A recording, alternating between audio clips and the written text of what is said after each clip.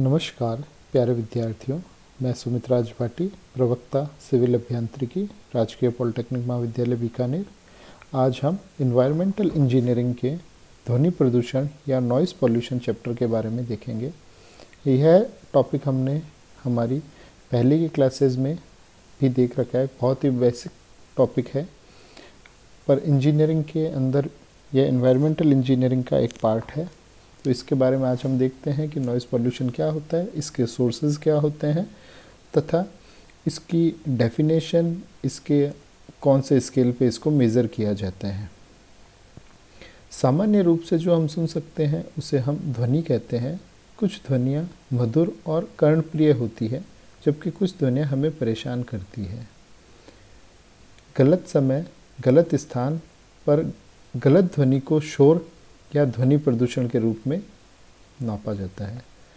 ध्वनि प्रदूषण की परिभाषा इस प्रकार से है कि वायुमंडल के अंदर उत्पन्न की गई अनचाही ध्वनि जिसका मनुष्य की एवं प्राणियों के श्वसन तंत्र एवं स्वास्थ्य पर प्रतिकूल प्रभाव पड़ता है, वह सब आपके ध्वनि प्रदूषण के अंदर आता है। रॉथम हैरी की परिभाषा के अनुसार किसी भी स्रोत से निकलने वाली ध्वनि प्रदूषक बन जाती है जब वह असह्य हो जाती है। एक अन्य परिभाषा के अनुसार हम देखते हैं, ध्वनि प्रदूषण विभिन्न स्रोत से उत्पन्न शोर द्वारा मनुष्य के लिए इंटॉलरेंस और डिस्कम्फर्ट की स्थिति उत्पन्न कर देता है। ध्वनि प्रदूषण से एक सामान्य व्यक्ति या प्राणियों को, जानवरों को डिस्कम्फर्ट और इंटॉलरेंस की स्थिति उत्पन्न हो जाती है। तो यह हमारी नॉइज़ पॉल्यूशन की डेफिनेशन है। इसके सोर्सेज क्या क्या हैं? तो सोर्सेज के अंदर हम देखते हैं कि यह मुख्य रूप से दो प्रकार के कारणों से होता है। एक है प्राकृतिक कारण और एक है कृत्रिम कारण। तो प्राकृतिक कारण है वह शोर हम चाह कर भी कम नहीं कर पाते, जैसे बादलों का गरजना, बिजली की गड़गड़ाहट, तूफ़ानी हवाएं, तेज वर्षा, झरनों की आवाज़, भूकंप, ज्वालामुखी। इन प्रकार के जो प्राकृतिक कारण हैं, इस प्रकार के ध्वनि प्रदूषण के जो ये स्रोत हैं, इनको हम प्राकृतिक कारणों के अंदर लेंगे। कृत्रिम कारण ऐसे कारण जिसके कारण नॉइज़ पोल्यूशन हो। तो ऐसे कृत्रिम कारण के अंदर दो प्रकार के कारण होते हैं, एक तो स्टेशनरी या अचल, एक सचल। स्टेशनरी मतलब जो आपका मूव नहीं करता, एक जगह पर स्थिर रहता है, और सचल मतलब जो आपका चलायमान होता है, जैसे कारखाने, टेलीविज़न, लाउड स्पीकर, ये सब एक जगह रखे रहते हैं और वहाँ से तेज़ ध्वनि जब रहती है तो वह ध्वनि प्रदूषण करती है। जबकि चलायमान या सचल जैसे रेलगाड़ियाँ, मोटर गाड़ियाँ, स्कूटर, वायुयान इत्यादि, यह सब चलायमान स्थिति में रहते हैं। तो यह चलायमान स्थिति के समय प्रदूषण करते हैं, तो यह चलायमान सोर्सेज के अंदर आ जाते हैं। नेक्स्ट हम इसके अंदर ये देखते हैं कि उद्योग धंधे, यातायात के साधन, लाउड स्पीकर, सोशल एक्टिविटी जहाँ पे सामूहिक मनोरंजन के कार्यक्रम रहते हैं, जैसे शादी या फिर कोई मेले, उत्सव, इन सब जगहों पे आपके नॉइज़ पॉल्यूशंस होते हैं। तो ये सब एक नॉइज़ पॉल्यूशन के टाइप हैं। नेक्स्ट हम देखते हैं डेसिबल स्तर। डेसिबल क्या है?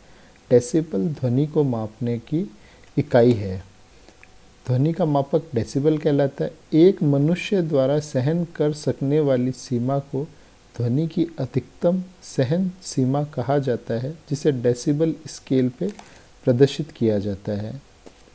भारतीय मानक संस्थान द्वारा ध्वनि की अधिकतम सीमा को निर्धारित किया गया है, जो कि हम एक टेबल के अंदर देख सकते हैं कि डेसिबल स्केल की क्या है। तो ध्वनि का मापक डेसिबल कहलाता है, ये सब हमने देखा है। अब ये डेसिबल, जैसे ज्वालामुखी विस्फोट होगा तो बहुत तेज़ आवाज़ आएगी, तो वो प्रदूषण करेगी, ध्वनि प्रदूषण करेगी, तो उसका डेसिबल 190 डेसिबल। सामान्यतया एक आदमी है 60-70 डेसिबल के करीब की आवाज़ को आसानी से सहन कर सकता है, उससे अधिक के लिए उसके लिए कष्टप्रद रहती है। रॉकेट इंजन 180, तोप, बंदूक, jet, hydraulic pressure, disco, loud speaker, horn, ये सब आप देखेंगे तो ये सब 100 से ऊपर का है। डेसिबल अगर 100 से ऊपर का है तो ये सब कष्टप्रद, असुविधाजनक हमारे लिए हैं।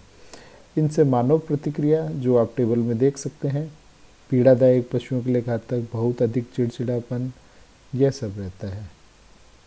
भारी ट्रक, शोरयुक्त मशीनें, कारें, जो ट्रैफिक है, उनसे भी हमें परेशानी होती है, यह भी ध्वनि प्रदूषण की कैटेगरी में ही आते हैं।